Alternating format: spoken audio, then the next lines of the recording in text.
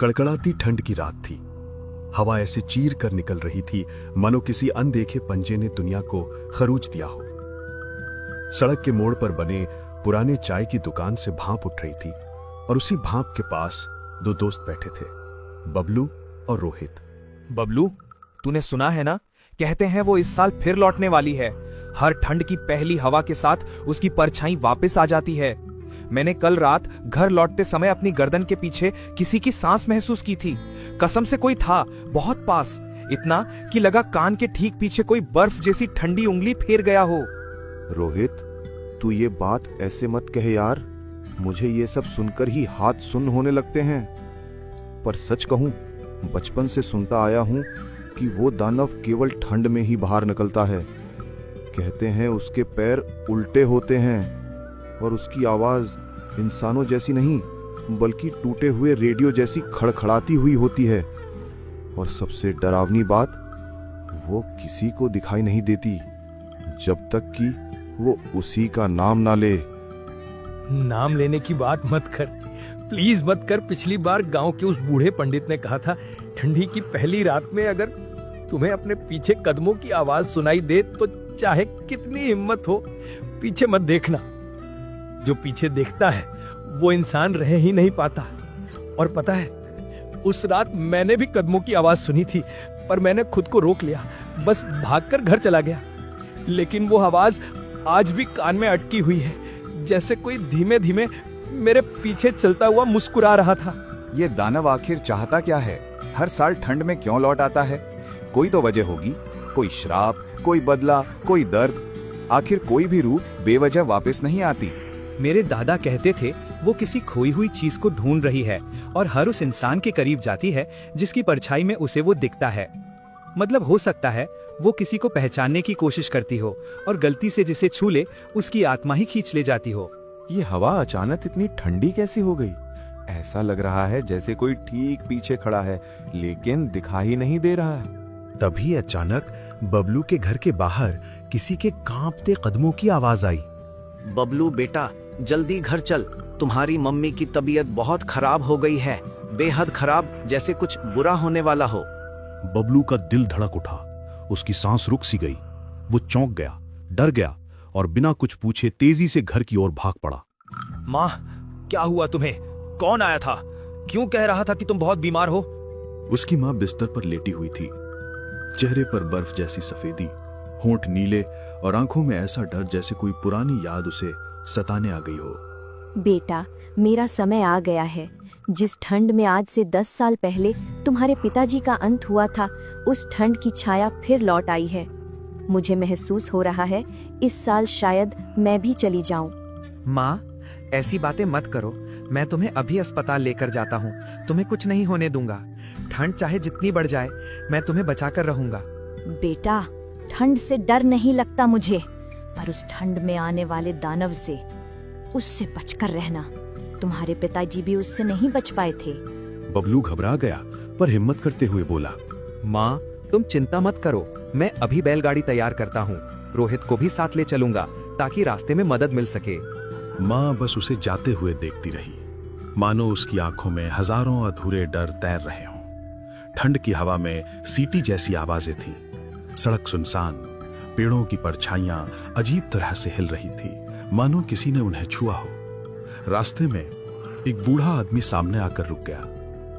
बेटा, इतनी जल्दी कहाँ जा रहे हो? लगता है कदमों में डर है और आंखों में जल्दबाजी। मेरी माँ की तबीयत बहुत खराब है। अपने दोस्त रोहित को बुलाने जा रहा हूँ। दोनों मिलकर उन्हें अस्पताल ले जाएंगे। बेटा, रास्ता संभल कर जाना। ये ठंड सिर्फ ठंड नहीं है। कहते हैं हर साल जब ठंडी पहली बार दस्तक देती है, वो दानव लौट आता है। कौन सा दानव काका? जिसके बारे में हर कोई बातें करते हैं, जो 11 साल पहले तेरे पिताजी को और उससे पहले आधे गांव को निगल चुका है, जिसके पैरों के निशान कभी मिटते नहीं और जिसकी तलाश हर ठंड में किसी नए इंसान की होती है। पता नहीं आज रात वो किसे ढूंढ रहा होगा। बबलू तेज तेज कदमों से रोहित के घर पहुंचा। रात इतनी गहरी थी कि दरवाजे पर मारने से उसकी अपनी ही गूंज वापस डराने लगी। रोहित, रोहित, दरवाजा खोल, मैं हूँ बबलू। अंदर एक हल्की सरसराहट हुई। फिर रोहित के पापा की भारी आवाज सुनाई दी। इस समय कौन हो सकता है? रात भी काली है, रास्ते भी सुनसान है। जी, दरवाजा मत खोलिए। आपको पता नहीं कितनी कड़क ठंड पड़ रही है। हर साल ऐसी ठंड में वो दानव लौट आता है। किसको लेकर जाता है पता ही नहीं चलता। मुझे अच्छा नहीं लग रहा। दरवाजा मत खोलिए। रोहित ने माँ की बात सुनी, पर उसके अंदर बेचैनी बढ़ने लगी। माँ, ये भी तो हो सकता है कि किसी को मदद की जरूरत हो। आपने आवाज सुनी नहीं? कोई बेचैन लग रहा है। तभी बाहर से फिर थमथम की आवाज आई। बबलू लगभग चिल्लाते हुए बोल रहा था। रोहित, मैं हूँ तेरा दोस्त बबलू। दरवाजा खोल, बात बहुत जरूरी है। ये तो बबलू की आवाज लग रही है। हाँ पिताजी, वही है। मैं दरवाजा खोलता हूँ। नहीं बेटा, मत खोल। इतनी रात, इतनी ठंड, मुझे डर लग रहा है। कहीं कुछ गलत ना हो। ये डरने का समय नहीं है। अगर किसी को सच में मदद चाहिए तो डर के कारण हम इनकार नहीं कर सकते। हर ठंड में दानव आता है, ये सच है, लेकिन हर ठंड में इंसान भी इंसानियत दिखाए, ये भी जरूरी है। कुछ पल की चुप्पी के बाद उन्होंने कहा, जा बेटा, दरवाजा खोल, और अगर बबलू को मदद चाहिए तो उसके साथ जाओ। रोहित ने गहरी सांस ली और चर की आवाज के साथ दरवाजा खोल दिया। ठंडी हवा का एक तेज झोंका घर में घुसा। ऐसा लगा मानो कोई अदृश्य चीज भी अंदर आई हो। रोहित, जल्दी चल, मेरी माँ बहुत बीमार है। हमें अभी अस्पताल जाना होगा। चल। चल बबलू, मैं तैयार हूँ। दोनों बबलू के घर की ओर लौटते हैं। ठंडी हवा इतनी तेज थी कि पेड़ की डालियां भी किसी खतरे की तरह चरमराती थी। दोनों लड़के बिना रुके दौड़ते रहे। रास्ते में कदमों के अलावा जैसे किसी तीसरे की सांस भी सुनाई देती थी। आखिरकार वे बबलू के घर पहुंचे। बबलू ने दरवाजा धक्का देकर खोला। दरवाजा आसानी से खुल गया। घर के अंदर अजीब सी खामोशी थी। माँ, मैं आ गया। माँ, तुम कहाँ हो? कोई जवाब नहीं। चूल्हा बुझ चुका था। बिस्तर खाली था। उसकी माँ कहीं नहीं थी। बबलू, तेरी माँ कहाँ गई? या फिर किसी ने उन्हें बाहर ले गया? ठंडी हवा के बीच अचानक बबलू के घर के पीछे से एक खड़खड़ाहट सुनाई दी, जैसे कोई भारी चीज जमीन को घसीट रहा हो। दोनों के दिल धड़क उठे। बबलू और रोहित अभी घर के अंदर इधर उधर देख ही रहे थे। कांपते हाथ घबराया हुआ खड़ा था। बेटा, क्या हुआ? तुम दोनों इतने परेशान क्यों हो? रात भी गहरी है और ठंड में तुम्हारे घर के दरवाजे खुले हैं। काका जी, मेरी माँ कहीं नजर नहीं आ रही है। वो तो अभी इसी कमरे में थी। मैं बस रोहित को बुलाने गया था, और जब वापस आया तो माँ वो गायब है। गांव वाले काका का चेहरा सफेद पड़ गया। उसने एक कदम पीछे किया, मानो कोई बहुत बुरी आशंका उसके अंदर से टकराई हो। अरे ये क्या हो रहा है हमारे गांव में? मैं खुद भी अपनी बकरी को ढूंढ रहा हूँ। मेरी बेटी राधा कह रही थी कि कोई बड़ी लोमड़ी आई थी और उसे लेकर चली गई। मैं तो उसी को ढूंढता यहाँ आया हूँ। ठंड का मौसम है, लोमड़ी आना जाना करती है, पर तुम्हारी माँ की बात सुनकर दिल कुछ और ही कह रहा है। एक पल के लिए हवा खामोश हो गई, जैसे हवा भी डर गई हो। अब क्या करेंगे बबलू? कहाँ ढूंढें? किस दिशा में जाएं? बेटा, एक बात मैं बताने से डर रहा था, पर अब समय आ गया है। ये लोमड़ी नहीं है, ना बकरी का मामला है, ना तेरी माँ का अचानक गायब होना साधारण है। उसने आसमान की ओर देखा, जैसे रात को टटोल रहा हो। ये वही दानव है जो हर साल ठंड में लौटता है।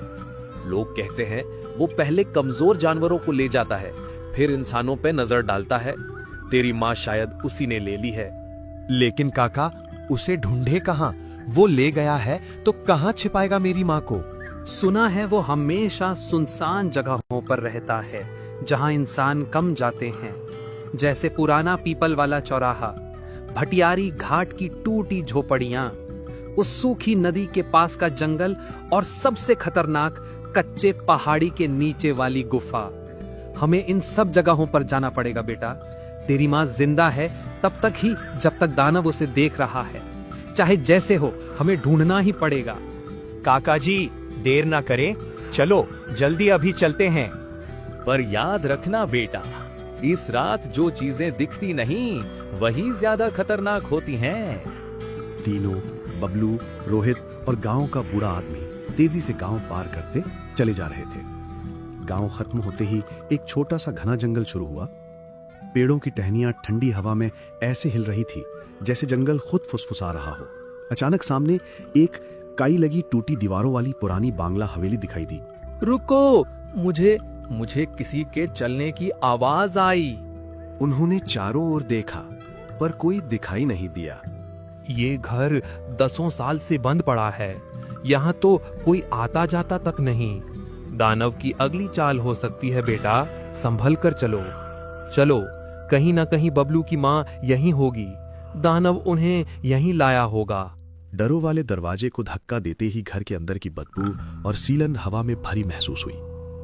दीवारों पर काले धब्बे, टूटी खिड़की और अंधेरा।